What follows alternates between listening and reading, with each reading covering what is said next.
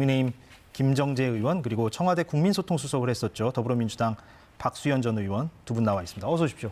네, 안녕하십니까? 반갑습니다. 예, 반갑습니다. 네. 그 본격적인 주제에 들어가기 앞서서 김 의원께서 지금 국토위 여당 간사시잖아요. 네, 네. 예, 어제 그 전세 사기 피해자들을 위한 그 여야 합의안이 나왔는데, 네, 네. 근데 당사자들은 피해 당사자들은 뭐 반발하고 있는 것 같습니다. 그렇죠. 그래서 그 부분과 네. 관련해서 조금 얘기를 하고 또 다음 주제로 넘어갔으면 좋겠는데 그 피해 당사자들하고 좀 입장이 아주 많이 비슷한 정의당 심상정 의원 역시 국토위에 계시죠. 이렇게 얘기를 어제 했어요. 그 여야 합의안이 나온 다음에 이미 대출 부담이 피해자들이 큰데 다시 대출 받으라는 이번 안을 수용하기는 힘들 것이다. 절박한 피해자의 손을 끝내 잡아주지 않은 미흡하고 인색한 특별법이 될 것이다. 저렇게 이제 논평을 했는데, 뭐 어떻게? 심상정 의원께서도 큰 틀에서는 동의를 하셨습니다. 그래서 어저께, 그렇습니까? 네네. 그래서 어저께 여야 그 합의안이 통과가 됐고요. 이런 뭐 대형 전세 사기 아니겠습니까? 그 모든 피해자들을 만족시킨다는 것은 사실은 불가능할 겁니다. 굉장히 힘든 과정이고 특히나 뭐 아시겠지만 이게 사적 자치, 개인의 계약한 그 계약의 문제에 있어서 지금 전세 사기 이런 사건이 벌어졌는데 국가가 어느 정도 정말 개입해서 얼마를 지원해 줘야 되는지 이게 굉장히 어려운 일입니다. 그리고 또 무작정 뭐 전세금을 그 정부가 다 보증금을 반환해 준다는 거는 이거는 다른 그런 뭐 사기들이 많거든요. 저희가 뭐 코인이 아니라 뭐 저기 보이스피싱이라든지 이런 것들, 네네. 그러니까 많은데 그런 것과 형평성 문제도 있고 또 이전에 기존의 그 이미 사적 관계에서 자기 권리자들이 있습니다. 또 그런 사람들의 권한을 또 침해하는 경우도 있고 이래서 굉장히 힘들었습니다. 그래서 5차에 걸쳐서 여야가 정말 그야말로 이번 같은 경우는 마음을 터놓고 각종 제안을 하면서 정부도 계속 그 대상도 확대해가고 지원 대도 계속 넓혀 나갔습니다. 그래서 이번에는 굉장히 진정성 있게 한번 해봤다. 저희가 의원님들이 5차례를 연속적으로 하는 게 쉽지 않거든요. 근데 다른 법안 다 접고 이것에만 올인해가지고 저희가 했었고 결과적으로는 다 만족스럽지는 못하지만 합의안을 도출했는데 가장 중요한 것은 일단 뭔가를 선택은 다 할 수 있습니다. 그래서 내가 이 집을 사고자 하면은 경공매, 그러니까 우선 매수권, 무조건 내가 먼저 살 수 있고 두 번째 사고 싶지는 않고 그냥 이 집에 얻은 거주권이 확실히 확보돼야 되니까 이럴 때는 정부가 LH 매입한 집을 20년간 주는 거고 그다음에 오늘 아까 말씀 주신 그 최우선 변제금이라는 게 있습니다. 최소한 얼마만큼은 무조건 보장되는 금액이 있어요. 이것조차도 못 받는 분들이 계십니다. 이 부분에 대해서는 저희가 그 대출 무이자 대출이죠. 무이자 대출을 해서 그 못 받는 돈 그만큼 상응하는 것을 일시불로는 아니지만 이거를 무이자 대출을 해서 한 3,800여만 원, 한 4천만 원 정도 그러니까 최우선 변제금에 상응하는 혜택이 돌아가도록 했는데 아마 굉장히 그 피해자들 분께서는 만족스럽지는 못하죠. 한 번에 그냥 내 피해가 좀 다 이렇게 보상이 되면 얼마나 좋을까 하실 텐데 뭐 최대한 한번 애를 썼습니다. 그래서 나머지는 그 이외에도 긴급 지원하는 부분이 많으니까요. 아무튼 저희가 최대한으로 정부가 또 그리고 국회의원들이 나서서 지원을 하도록 하겠습니다. 심상정 의원이 얼마나 많이 동의했는지는 제가 심 의원께 또 따로 한번 확인을 해보도록 하겠습니다. 왜냐하면 김 의원님께서 말씀하셨기 때문에 앞부분에서 뭐 어떻게 좀 보셨습니까? 지금 김정재 의원님께서 충분하게 잘 설명을 하셨고요. 우선 그 피해자들이 전폭적으로 다 만족할 수는 없겠지만 현실이라는 것은 바로 이렇게 어떤 타협안들에 의해서 될 수밖에 없는 것이 현실이잖아요. 정치란 바로 그런 타협안을 이끌어내는 것인데 이번에 아주 모범적으로 잘 하셨다라고 하는 수고하셨다는 말씀을 드리고요. 민주당 내에도 사실은 이 전세보증금을 전액 반환해야 된다는 의견부터 그것은 의원님이 설명하신 대로 여러 가지 형평성의 문제나 이런 것들이 있을 수 있다는 의견까지 스펙트럼이 굉장히 다양하게 있었는데요. 그리고 특히 제가 속해 있는 민주당의 최대 의원 모임이라고 하는 더 좋은 미래에서도 사실은 이 문제를 전세보증금을 전액 반환한다는 것은 무리가 있다라고 하는 의견들로 의원들의 의견이 대체로 모아져 있었거든요. 그래서 또 어쨌든 그런 어떤 피해자들의 현실적 고통의 아픔을 같이 하고 공감하면서도 현실적인 대안을 여야가 함께 합의해서 마련했다라고 하는 것, 이것은 의미가 있고 또 이렇게 시행을 해보면서 더 할 수 있는 일들이 있다면 또 머리를 맞대고 논의해보는 것이 저는 뭐 옳겠다 이런 생각을 했습니다. 알겠습니다. 부연 설명을 하자면 부칙 조항에 여야가 합의로 해서 6개월 정도 지금 이제 프로세스를 걸친 다음에 6개월 이후에 또 얘기를 듣고 또 저희가 보완할 게 있으면 하자라고 얘기를 했습니다.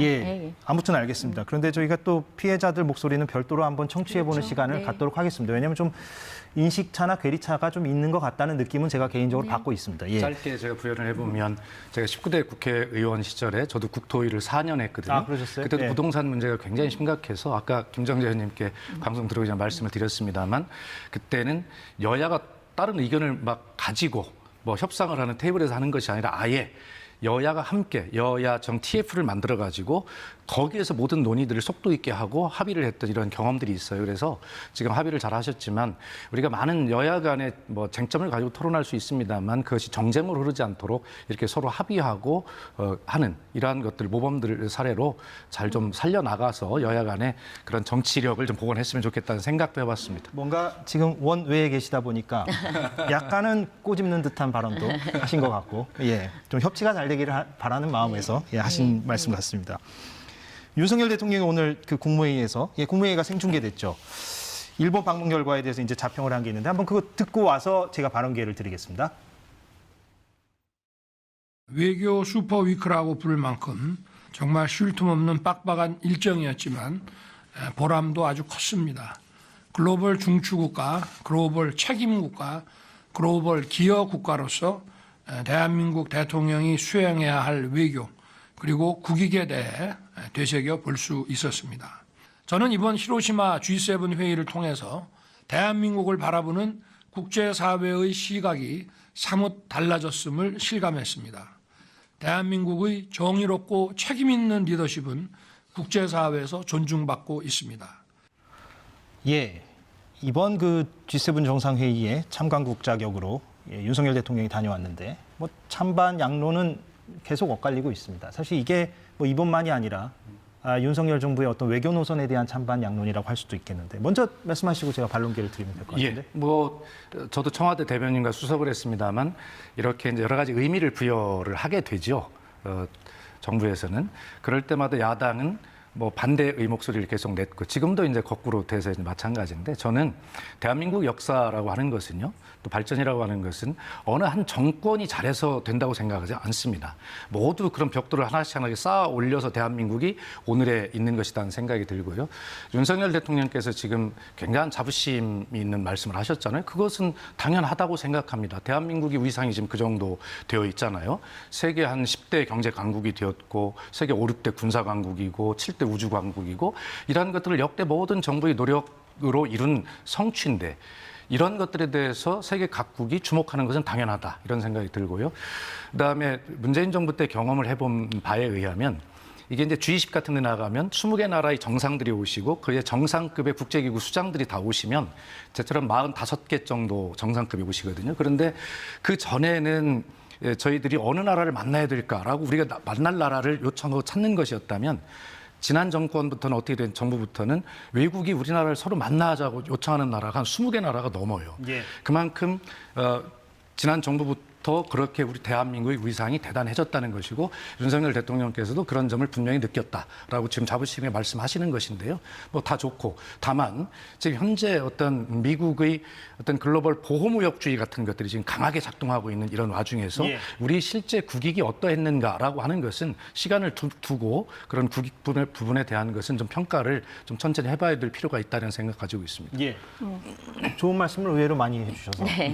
사실 여기 나오시면 양쪽에서 거친 공방도 오가는데 예, 오늘은 좀 결이 좀 다른 것 근데 같긴 합니다. 외교 문제에 관한 한은 국경을 넘어서는 여야가 없다고 하지 않습니까? 그리고 지금 오늘 대통령께서는 이번에 외교 성과를 정말 국제사회에 나갔더니 대한민국의 높아진 위상을 실감했다라는 거 아닙니까? 뭐 여러 가지 성과는 있지만 그건 뭐 여러 프로에서도 얘기를 했을 거고 저는 오늘 지금 방금 우리 의원님께서 전 의원님이시지만 의원님께서 말씀하시는 게 맞는 게 이게 하루아침에 이루어진 게 아니지 않습니까? 문재인 정부나 그 이전 정부부터 쭉 축적된 것들이 예. 또 윤석열 정부에서 이게 또 꽃을 핀다고 저는 생각을 하거든요. 그리고 이렇게 국제사회에서 높아진 위상을 느끼게 할 수 있었던 그 근거, 배경에는 수많은 젊은이들이 K문화를 만들어 왔고 또 문화계, 뭐 산업계, 경제계 모두가 다 지난 10수년간을 끊임없이 노력한 그 결정체로 국가의 위상이 높아졌고 그게 대통령이 나가서 그 결과물을 느끼고 오는 거라고 저는 생각을 합니다. 예. 그래서 저는 이런 그 지금 이번에 한미일 관계도 어느 정도 지금 이제 복원이 되어가는 단계고 특히나 문재인 정부 때는 뭐 북중러로 좀 관심이 많이 가져서 그쪽으로 좀 추가 치우쳤지만 결코 또 경시할 수 없는 부분이라고 생각합니다. 그래서 이 부분도 중요하지만 앞으로 대중 또 대러 관계도 충분히 이번 그 G7 정상회의 이후에 다시 한번 또 점검하면서 잘 밸런스를 맞춰서 그야말로 국익을 챙기는 그런 실용적인 외교를 해야 되지 않나 싶습니다. 예. 제가 약간 논점을 한번 잡아보겠습니다. 네. 예, 두 분이 이제 좋은 말씀해 주셨고 방금 전에 이제 중국, 러시아 얘기를 하셨기 때문에 저희가 좀 준비한 논점인데 이번 G7 정상회의에서 이제 공동선언을 보면요, 예, 공동성명에서 이런 내용이 있습니다. 한번 준비한 걸 좀 제작진께서 보여주시면, 예, 7개 정상들이 저렇게 이제 발표를 했어요. 우리의 정책 접근은 중국을 해하거나 중국의 경제적 진보와 발전을 방해하려는 게 아니다. 중국과 디커플링, 예, 디커플링은 요새 많이 나오는 단어인데 관계가 분리된다는 거죠. 그러니까 부정적인 단어입니다. 중국과 디커플링 하려는 게 아니다. 내부지향적이 되려는 게 아니다. 그러니까 우리끼리 똘똘 뭉치려는 게 아니다. 이런 의미죠.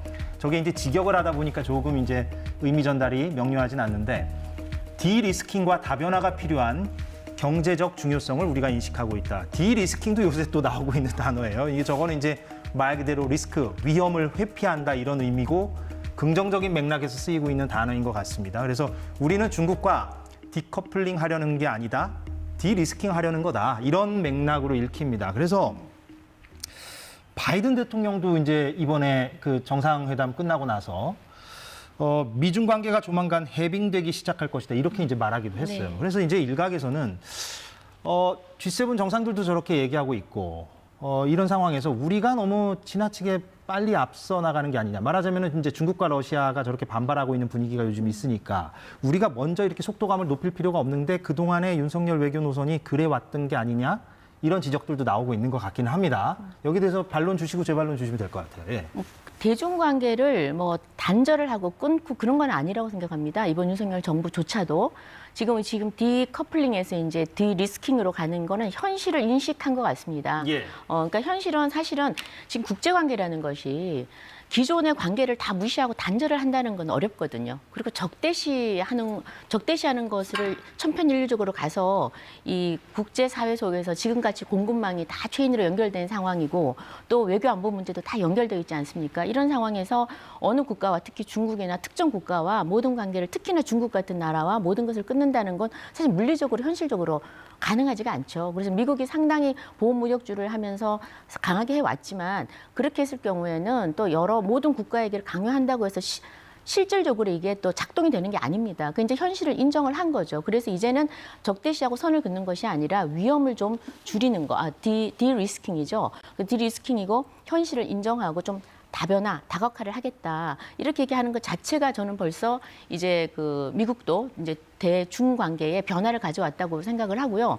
대한민국은 당연히 대중 관계를 아까 말씀드렸지만 어떤 상황 속에서도 중국은 저희와 굉장히 긴밀한 관계가 있습니다. 지정학적으로나 지리적으로나 또 문화, 경제, 산업 모든 게 다 그렇습니다. 그래서 저희는 이 국제 관계 속에서 아까 전에도 말씀드렸다시피 실용적 접근할 수밖에 없는데 지금 다행인 것은 지금 디리스킹이라는 게 유럽 그 EU 집행위원장이 맨 처음에 이걸 시작을 했었거든요. 그랬더라고요. 예, 네. 그래서 이게 이제 유럽 EU에서부터 시작해서 미국으로 가는데 저희는 큰 이런 저희들 소위 선진 대국들, 경제 대국들하고 완전히 다른 길을 완전히 가서도 안 되고 또 그것만 따라서 우리가 고립돼서도 안 되지 않습니까? 그래서 저희가 항상 정말 매의 눈을 하고 국제사회가 어떻게 돌아가는지 늘 잘 살펴야 되는데 지금 같은 경우에도 아까 좀 전에 말씀드렸다시피 중국과의 관계는 끊임없이 저희가 계속 유지를 해야 되고 오늘도 발표를 했는지 아까 제가 언론에서 봤는데 그러니까 한국과 중국 사이에 이제 전략 그 대화를 계획하고 있다라고 들었습니다. 그래서 이제 한중 관계가 다시 전략 대화를 하고 또 심지어는 중일 관계도 해야 되겠고요. 한중일 회담, 정상회담이 우리가 한번 어떻게 해서 마련해서 그런 장을 좀 마련해야 되지 않을까 싶습니다. 예. 네, 지금 5월 1일부터 5월 20일 사이의 통계, 수출 통계를 보면 수출이 16.3%가 줄었고 수입이 15.1%가 줄었다는 통계가 발표가 되었습니다. 중국은 우리나라의 최대 무역 우리가 흑자국이었는데 지금은 최대 무역 적자국으로 바로 전환이 됐어요. 예. 그리고 우리 그 산업이 쌀이라고 불리는 반도체 수출량은 무려 41.5%가 감소가 되었습니다. 이렇게 보면 이게 굉장히 그다음에 무역 적자가 윤석열 정부 첫 해 보니까 무려 한 790억 가 마이너스 적자이 돼 있거든요. 그렇다면 무엇인가 지금까지는 지금 말씀하신 어떤 글로벌 공급망의 환경, 전쟁, 그래서 원자재 가격이 상승 이런 것 때문에 이 무역이 이렇게 안 된다라고 설명을 해왔지만 지금 국제 원자재 가격은 오히려 하락하는 추세에 있거든요.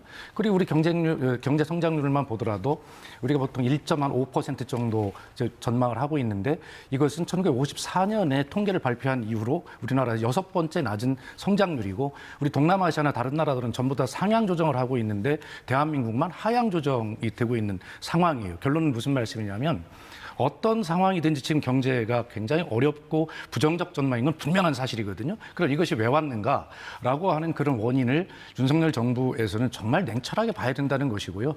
그래서 신냉전이라는 말이 요새 굉장히 많이 나오는데 아까 지적하신 대로 자, 미국도 중국을 관리 모드로 지금 들어가게 돼 있어요. 미국이 우크라이나의 전쟁에 지금 쏟아부고 있는 전비가 얼마냐면 430조입니다. 또 언제까지 할 수가 없거든요. 그렇기 때문에 이런 미국의 부담, 이런 것들 때문에 이 관리 모드로 들어갈 수밖에 없는데 말씀하신 대로 우리가 너무 미국 위주의 중국을 견제하려는 그러한 어떤 라인에 너무 빨리 먼저 들어가는 것 아니냐라고 하는 그런 어떤 반성들과 점검이 있어야 되겠다. 그래서 그런 속에서 어떻게 우리 이 무역 환경을, 수출 환경을 제대로 잘 만들어낼 것인가가 저는 거기에서 나와야 된다고 생각하고 윤석열 정부의 지금 외교 노선을 그런 측면에서 보면 한 번쯤 좀 점검해보고 속도 문제도 좀 조절을 해봐야 될 필요가 있다는 생각을 저는 하고 있어요. 예. 그래서 김 의원께서 아까 이제 앞으로의 방향에 대해서는 이렇게 언급을 해주셨는데 지난 1년간의 윤석열 정부 외교 노선이 그러면 그런 지금 박 전 의원께서 말씀하신 그런 측면에서 지적을 받을 부분이 있는지 여기에 대해서 어떻게 동의하십니까? 아니면 그 동의하지 부분에 않으십니까? 대해서는 어떤 명시적으로 어떤 예. 대중관계를 뭐 적대 관계로 가져간 건 없다고 봅니다. 예, 물론 뭐 그거를 그런 명시적으로 거는 밝힐 수는 없죠. 전혀 그런 게 없는데 근데 어떤 이제 외교 노선의 어떤 방향성 같은 사실은 것은, 지난 예. 5년 동안 미국과의 관계는 정말 소원해졌고 일본과의 관계는 그야말로 초토화됐다고 봐야죠. 그래서 거의 뭐 반일 감정으로 국민을 그냥 갈라치기를 하고 그랬었는데 사실은 이 부분이 저희한테는 굉장히 장기적으로 봤을 때는 국익에 도움이 되지는 않죠. 그래서 아마 그걸 먼저 좀 회복을 하는 그런 분위기를 자아내는 과정에서도 가장 우리한테 중요하고 또 절대로 놓치지 말아야 될 것이 대중관계라고 계속 누누이 얘기를 해왔습니다. 그러니까 중국 사실은 우리 같은 경우에는 아까 말씀하신 대로 그렇게 대중 무역 의존도라든지 그런 굉장히 많기 때문에 공급망도 그렇고요. 그렇기 때문에 저희가 계속해서 중국하고는 좋은 관계, 설린 관계 유지할 수밖에 없습니다. 그러나 지난 이제 문재인 정부 때 뭐 계셔서 좀 말씀드리긴 하지만 사실 어느 쪽으로 좀 더 방점을 둘 수는 있습니다. 그래서 지난번에 좀 그쪽으로 그러니까 북한 쪽으로 좀 많이 치우쳤는데 이번 정부에서는 뭐 한미일 관계에만 치우친다는 것은 아니고 처음에는 이렇게 지금 이쪽으로 좀 방점을 뒀지만 중국은 항상 가장 중요한 그 외교 관계의 한 축으로 서 있다. 그리고 앞으로 또 그쪽 방향으로 같이 밸런스를 맞춰서 해야 된다. 그런 생각을 합니다. 예, 과거 정부 얘기해서 예. 제가 반론드렸죠. 지금 이제 예. 저는 주목하는 게 뭐냐면 이번에 뭐 한미 정상회담이나 한일, 그다음 G7 다 윤석열 대통령의 외교를 보면 국익이라는 부분에 어떤 명분을 더 중시하고 실질적인 국익이라는 부분이 뭔가 손에 잡히는 게 없다는 비판을 좀 받고 계시는데 그 부분을 점검해 보시라는 말씀을 드리는 것인데요. 이게 지금 예를 들어서 미국의 그 IRA 반도체와 반도체법 이것이 이제 특히 반도체법은 작년 8월에 바이든 대통령 서명 공포가 되었는데 그 전에 우리 삼성과 SK 하이닉스는 중국에 약 30조 원의 투자를 1, 2공장만 했거든요.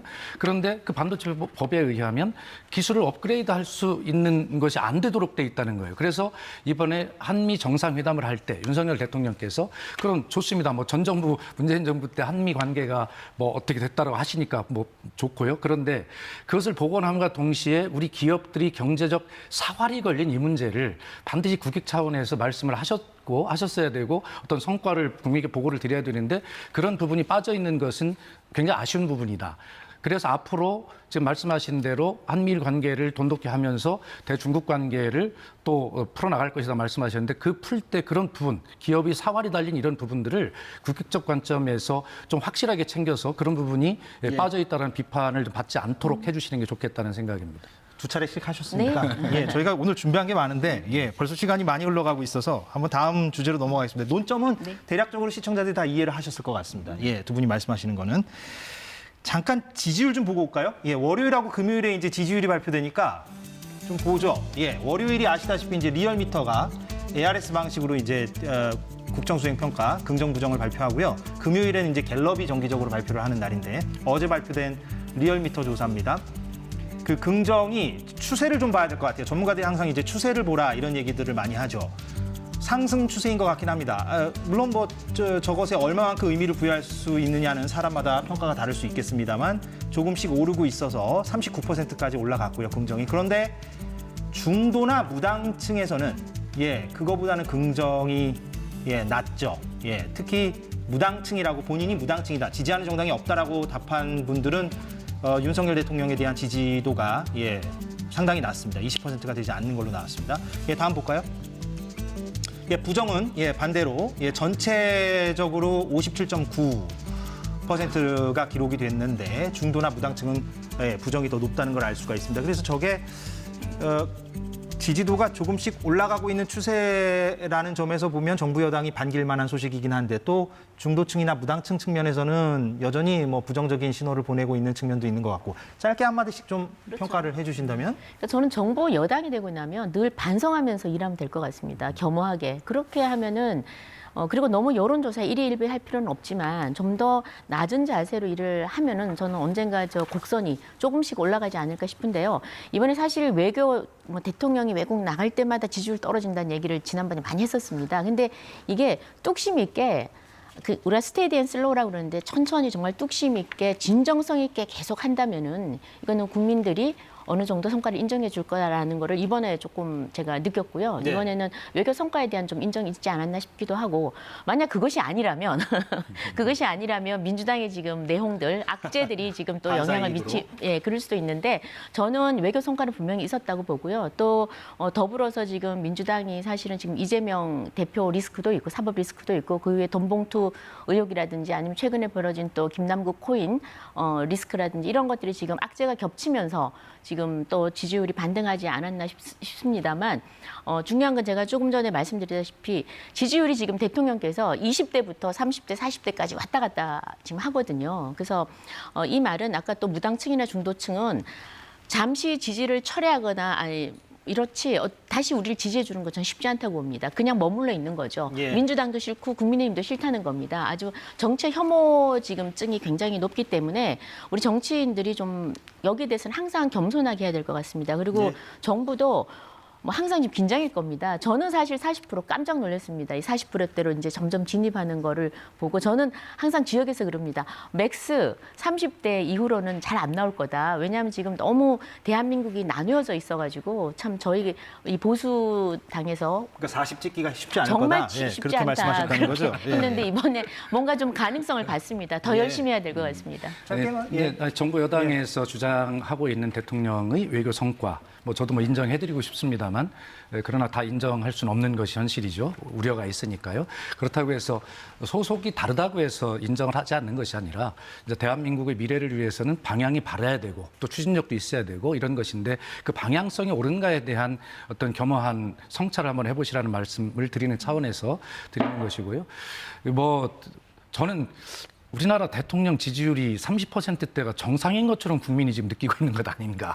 그래서 1, 2% 오르면 굉장히 올랐다고 생각하시는데 사실은 그렇게는 안 돼야죠. 안 되고 저는 늘 방송에 주장을 합니다만 윤석열 대통령 개인을 위해서가 아니라 대한민국 대통령의 지지율이 높다는 것은 결과적으로 대한민국의 방향을 잘 잡고 정말 최선을 다해서 잘 가고 있다는 뜻이기 때문에 저는 윤석열 대통령의 지지율이 좀 정말 빨리 50% 넘고 올라가기를 바랍니다. 실제로 그런 말씀을 많이 드렸는데요. 네. 그래서 왜 40%를 못 넘는가라고 하는 부분에 대해서 우리 김정재 의원님 중요한 역할을 많이 하시니까 윤석열 정부의 어떤 정책 방향 이런 것들에 대해서 한번 점검해 보시고 특히 지난 여론조사 결과를 보면 깜짝 놀랄 게 윤석열 정부의 경제정책에 대해서 국민의 46.3%가 F학점을 주셨다는 사실을 기억하시고 그중에 가장 중요한 것이 대기업 편향 중심의 경제정책이 무려 그렇게 판단하는 국민이 33%가 늘었어요. 중소기업 중심이다라고 한 국민은 19%가 줄었고요. 그래서 이런 어떤 정책의 방향과 내용을 좀 잘 보시면 우리 김정재 의원님 바람대로 대통령 지지율이 쑥 올라갈 것인데 그 부분을 한번 좀 잘 살펴보시기 바랍니다. 알겠습니다. 예. 저희가 그 민주당 얘기를 너무 또 안 한 것 같아서 잠깐 오늘이 그 노무현 전 대통령 네네. 14주기 아니겠습니까? 예. 그래서 저희가 그 준비한 영상이 있는데 그 정청래 최고위원과 고민정 최고위원이 각각 발언한 게 있습니다. 노무현 전 대통령을 언급을 했는데 약간 좀 맥락이 달리 들리기도 하고 한번 보시겠습니다. 광주에서 콩이면 대구에서도 콩인 나라를 만들고자 했던 노무현 대통령. 당대표도 한 표면 대의원도 한 표, 당원도 한 표인 민주당을 만들어야 합니다. 꽃이 진 후에 봄이었음을 안다 했듯이 대의원제 폐지가 나중에는 옳았음을 알 것입니다. 노무현은 항상 옳았습니다. 내일은 노무현 대통령의 14주기 서거일입니다. 자신의 희생에 모두를 살린 대통령님 앞에서 우리는 과연 떳떳할 수 있는지 솔직히 자신이 없습니다. 이번 코인 사태와 관련해 우리는 기민하지도 단호하지도 못했습니다. 예, 저희가 이 두 발언을 준비한 것은 이제 요즘 친명계 쪽에서는 대의원제 문제점을 많이 지적을 하는 것 같고 정청래 최고위원 발언도 그런 맥락에서 좀 해석이 됩니다. 노무현 전 대통령을 이렇게 인용하면서 그런 주장을 살짝 또 언급을 했고요. 고민정 최고위원 같은 경우에는 코인 사태를 언급하면서 글쎄요, 이재명 대표를 겨냥한 듯하게 해석될 수도 있는 네. 우리가 기민하지도 단호하지도 못했다 이런 언급을 했는데 예. 민주당 내에서 고민정 의원과 같은 저러한 생각을 가진 발언들이 자주 나오고 있고 실제로 그런 생각들을 하는 분들이 많습니다. 아니 저도 그런 생각을 가지고 있고요. 방송에서도 정말 실기했다 이런 조치들에 대해서 당 지도부가 이런 비판도 제가 하고 있는데 어쨌든 뭐 국민의힘이든 민주당이든 어떤 정당이든 가지 많은 나무에 바람 잘 날 없다고 사건 사고는 일어나게 돼 있는데 예. 그것을 대하는 태도가 어떠냐 국민의 눈높이에 맞느냐라고 하는 것에서 국민들이 평가가 판별하면 된다고 저는 생각을 해요. 그렇다면 김남국 어떤 코인 사건이라고 하는 것이 그 실체를 저희들이 지금 알 수가 없어요. 김남국이 말대로 억울한 것인지 그건 조사를 해봐야 할 거 아닙니까? 그러나 그렇다 하더라도 민주당은 그렇게 이야기하면 안 되죠. 국민들께서 깜짝 충격을 받으시고 놀랐고 특히 상임위 시간에 코인 거래를 했다는 거 하나만 가지고도 민주당은 즉시 국민에게 사죄해야 되고 조치를 단호하게 했어야 된다. 그것이 바로 국민이 정치에 바라는 모습 아니겠어요? 그런 지적은 뭐 당연히 해야 한다고 생각하고 저런 지적의 목소리가 친명과 비명의 어떤 분열이 아니라 민주당을 더 민주당답게 국민 앞에 겸허한 그런 모습으로 다가가도록 만드는 발언이라고 생각하고요. 정청래 의원의 발언은 아마 당내 민주주의가 저런 식으로 시간이 가면서 이제 발전해 나갈 것이라고 믿고 있고 고민정 의원도 그런 의견에 공감할 겁니다. 그래서, 예. 네. 굉장히 통합적인 어떤 발언을 해주셨네요. 예. 전 국민소통 수석답게. 예. 언급을 근데- 하시고 마무리하겠습니다. 예. 근데 저는 오늘은 사실 노무현 대통령 14기에 예. 저 서가신 14기 예. 되는 추모식을 하는 그런 날인데 그런 날에 발언을 하는데 정말 전날 발언이긴 합니다. 전날 예. 발언이긴 한데 노무현 대통령을 언급하면서 네. 아무것도 무관한 친명계가 주장하는 저 대의원 폐지제를 얘기하고 또 그다음에 또 비명계에서 소위 이제 고민정 의원님 비명계로 분류가 되는데 또 이재명 대표가 지금 하는 행동 어떤 대처가 적절하지 못하다는 이거를 굳이 그렇게 할 필요가 있었냐라는 생각이 듭니다. 그래서 노무현 대통령에 대해서는 지나간 대통령이지만 공과가 다 있지 않습니까? 그래서 충분히 공이 많습니다. 그래서 그 공을 좀 언급하면서 저는 이럴 때는 노무현 정신을 한번 되새기는 그런 발언을 좀 했으면 더 좀 좋지 않았을까 하는 생각이 오히려 제가 듭니다. 알겠습니다. 두 분이 저 발언만 한 것이 아니고 많은 예, 발언을 예, 하셨는데 예, 네. 그 부분만 이제 발췌를 하니까요. 그럼 예, 네. 언론에서 이렇게 발췌를 하는 거에 대해서 또 비판적인 시각들이 있는 것도 알고 있습니다. 그러나 또 저희가 하는 일이 또 있는 거니까. 네. 예. 오늘 시간이 벌써 다 됐네요. 예, 여기서 마무리를 하겠습니다. 국민의힘 김정재 의원 그리고 전 청와대 국민소통수석, 더불어민주당 박수현 전 의원이었습니다. 오늘 고맙습니다. 네, 감사합니다. 예, 고맙습니다.